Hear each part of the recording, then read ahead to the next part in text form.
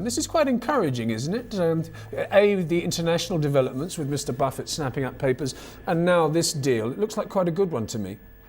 Yeah, I think you have to be careful about analogies with Warren Buffett, because I think he's been quite focused in terms of what he's targeting. So he is generally looking at papers that have a strong community that he can leverage. So it isn't a blanket sort of approval for the prospects of newspapers in general. What about this deal? What are the details should it go ahead, do you think? Yeah, I mean, in terms of valuation and that sort of thing, you know, obviously the details are sketchy at the moment, but it seems it might be a slight premium to the likes of Avusa and Caxton. Yeah, obviously they're still looking at options, so it's not definite.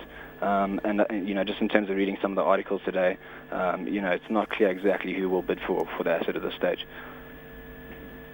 Okay, there's some good titles there. I mean, I do read The Independent on a Sunday. It's a little bit skinnier than the Sunday Times, but generally I quite like it. And we've also got the Star and the Cape Times. If they did buy it, what would be your assessment? Would they spin some of these things off, focus on selected titles? What do you think their strategy might be? Again, should it go ahead?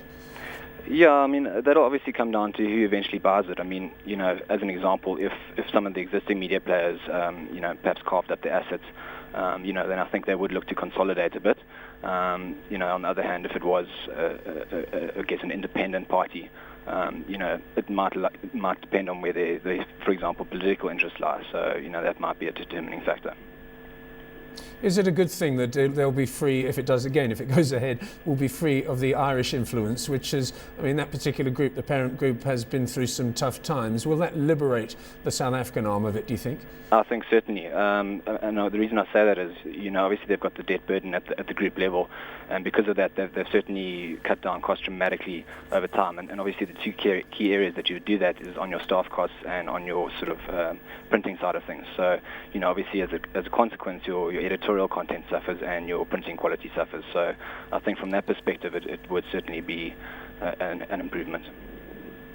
Okay, Richard, it's a brief chat, but thanks very much for joining us on the telephone. That's Richard Tassendorf, equity analyst at Avior Research. I, for one,